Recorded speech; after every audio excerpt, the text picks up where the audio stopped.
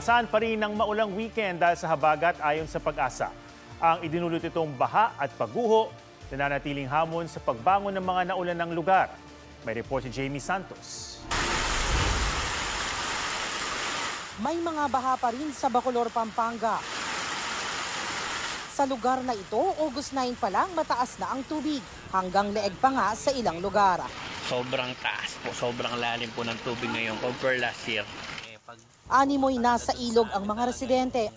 Ang iba sakay na ng palanggana. Sanay na kami. At may tuluyan na ngang namangka. Malalim na naman dito. Sa lala ng baha, pinasok ng tubig ang mga bahay. Sa loob, ayun, nagsitomba na.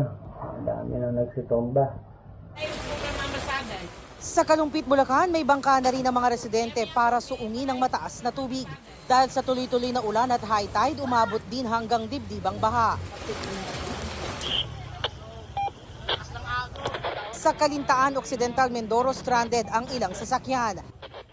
May nabuwal ring puno at humambalang sa tulay.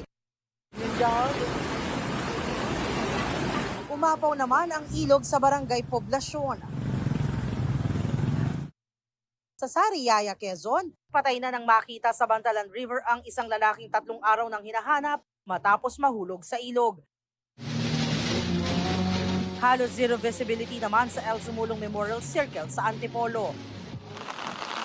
Landslide at rockslide ang iniwang pinsala ng masamang panahon sa ilang kalsada sa Atok, Benguet. Pinabagal nito ang daloy ng trapiko.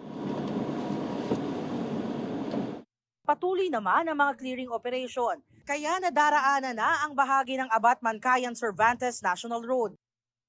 Pati ang Ambyong Tawang Road sa La Trinidad. Nagbukas na rin ang ilang tindahan ng gulay na nalugi dahil sa landslide. Perwisyo pa rin sa mga motorista at residente ang malakas na ulan at baha sa Valenzuela. Sobrang delikado po lalo na pagka hindi siya nakikita. Kasi may chance po na ma-semplang yung mga rider. Tiis lang kasi dito kami naghanap buhay. Nababa na kasi yung lugar namin. Tapos mataas na yung kalsada, kaya ang tungo ng tubig doon sa amin. Wala pong magagawa, talagang tiis na lang. Sa Quezon City hanggang dibdib din ang baha sa ilang lugar. Sa Barangay Santo Domingo, kinarga sa likod ng 14 anyos na binatilyong ito ang pinsan niyang 12 anyos. Tuloy-tuloy naman ang paglilinis sa mga drainage para humupa ang baha. Madaling bumababa yung tubig kapag natanggalan na namin ng mga basura. Jamie Santos, GMA News.